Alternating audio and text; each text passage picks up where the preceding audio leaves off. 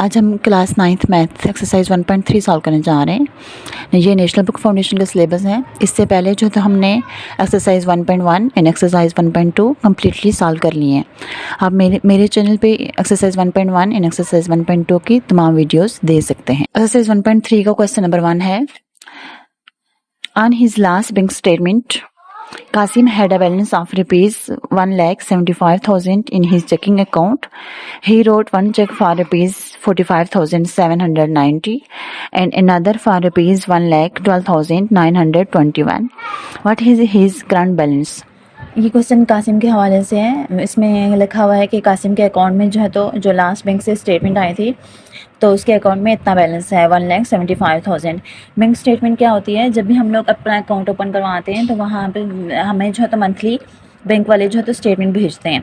तो उसमें जितनी भी अमाउंट हमने डिपॉजिट करवाई है तो फ़र्ज़ किया कहीं पे हमने ड्रॉ करवाई है अमाउंट, सारी डिटेल उस स्टेटमेंट में लिखी होती है। तो ये बेसिकली हमारे पास एक रिकॉर्ड की सूरत में हमारे पास आ जाता है। तो ये वहाँ ये उन्होंने कहा हुआ है कि उसकी जो बैंक स्टेटमेंट जो लास्ट आई है उसमें उसका बैलेंस 1,75,000 था। फिर उसने जो तो एक चेक लिखा, कितने रुपीज़ का उसने चेक लिखा? 45,790 का।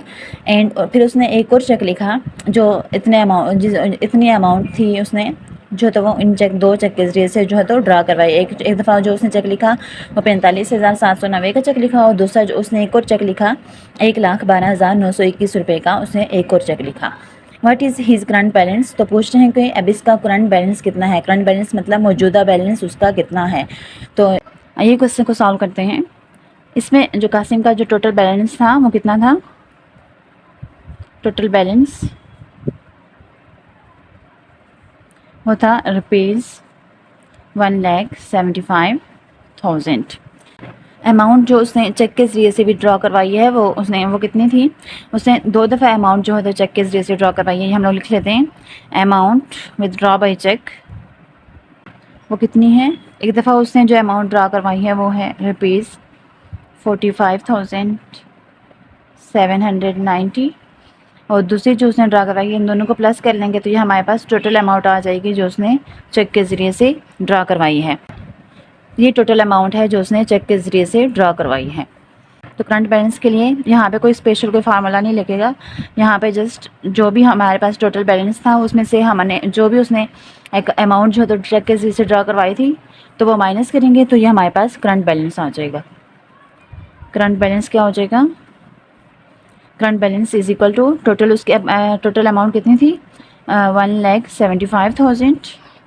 इसमें से माइनस करेंगे जो हमने जो उसने चेक के ज़रिए से अमाउंट ड्रा करवाई है, तो इन दोनों को माइनस करके जो हमारे पास आंसर आता है ये करंट बैलेंस हमारे पास आ जाएगा। करंट बैलेंस के लिए हम लोग क्या करेंगे? जो भी उसकी टोटल अमाउंट थी उसमें से जो उसने चेक के ज़रिए से ड्रॉ करवाए हैं उसको माइनस करेंगे, तो इन दोनों को माइनस करके हमारे पास ये अमाउंट आई है रुपीज़ 16,289। उसके अकाउंट में जो मौजूदा बैलेंस है वो 16,289 है। क्वेश्चन नंबर 2 है, last week Wajid drove 23.4 kilometre on 16.2 litre of petrol. कह रहे हैं कि पिछले हफ्ते जो वाजिद ने ये ड्रोव बेसिकली ड्राइव की सेकंड फॉर्म है। तो कह रहे हैं कि पिछले हफ्ते वाजिद ने 23.4 किलोमीटर डिस्टेंस कवर किया ऑन 16.2 लीटर ऑफ पेट्रोल। इसमें कितने पेट्रोल पे? 16.2 लीटर पेट्रोल पे। He says that he average about 1.75 kilometre पर लीटर। वो कहता है कि उसने 1 लीटर पे 1.75 किलोमीटर डिस्टेंस कवर किया है।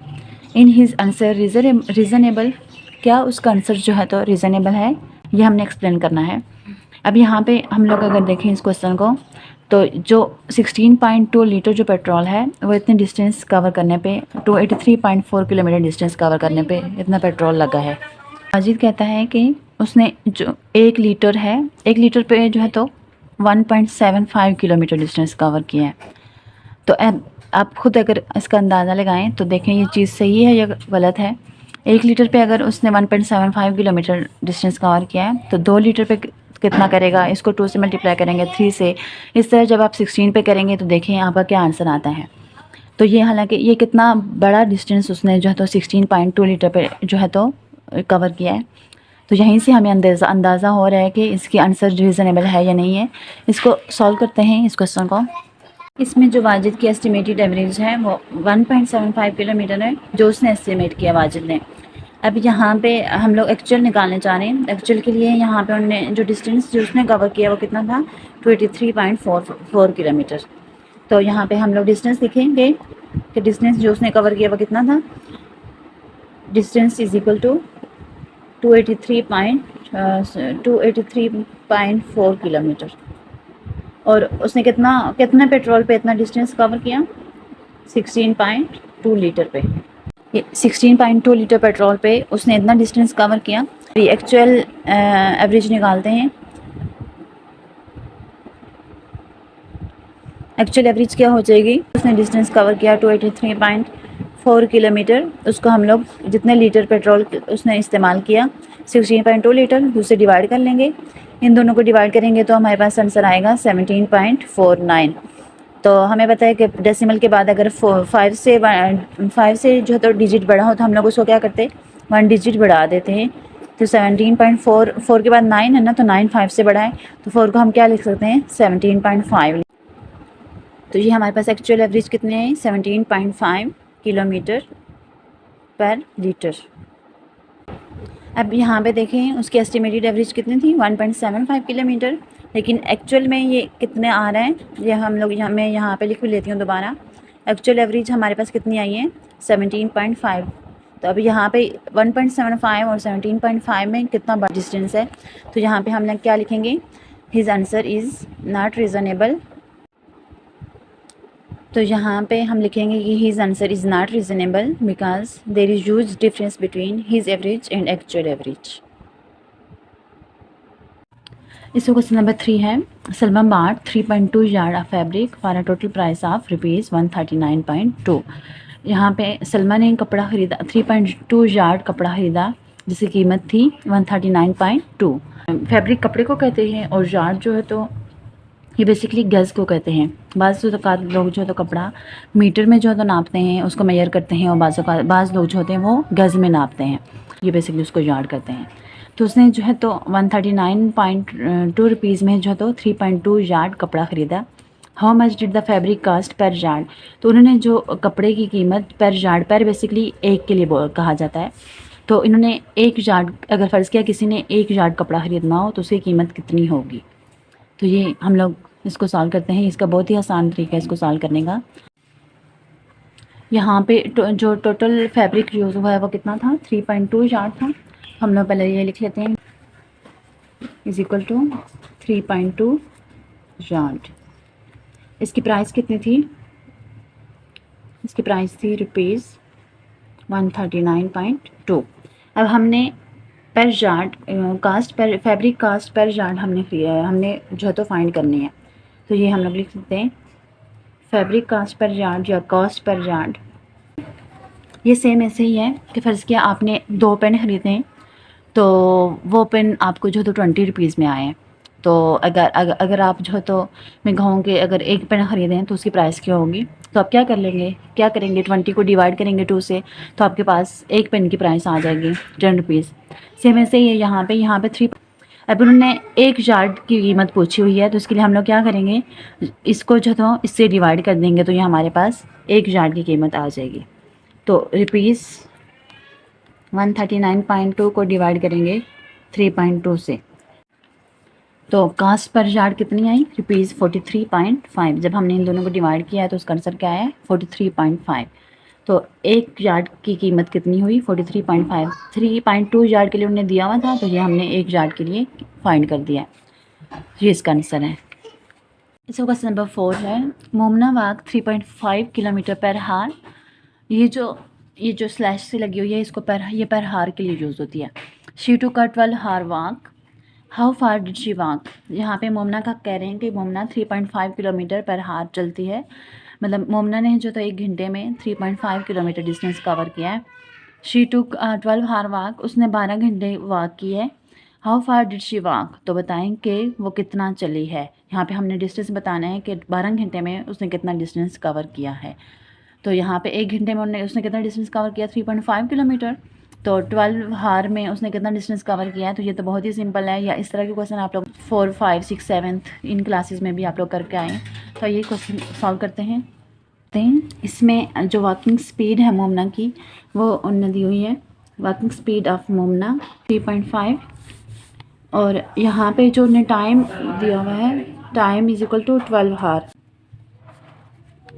यहाँ पे टाइम कितना दिया हुआ है, वॉकिंग स्पीड जो मोमना ने वॉकिंग स्पीड है उसकी वो 3.5 किलोमीटर पर हार है और जो टाइम यहाँ पे दिया हुआ है वो 12 आवर है।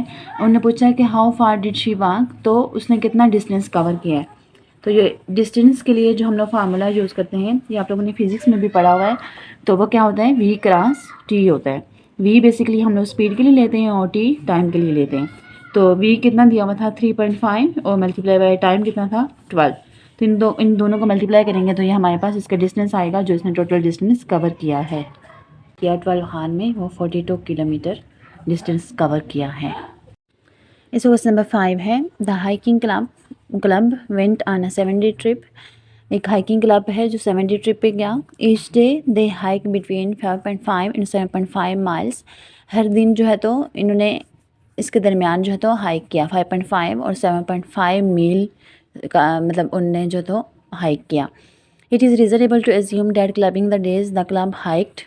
इनमें से ये जो इनने यहाँ पे 4 पार्ट दिए हुए हैं तो इसमें इनने कहा हुआ है कि कौन सा जो है तो पार्ट जो है तो रीज़नेबल है। Less than 35 miles, between 35 and 55 miles, equally 55 miles और मोर देन 55 माइल्स।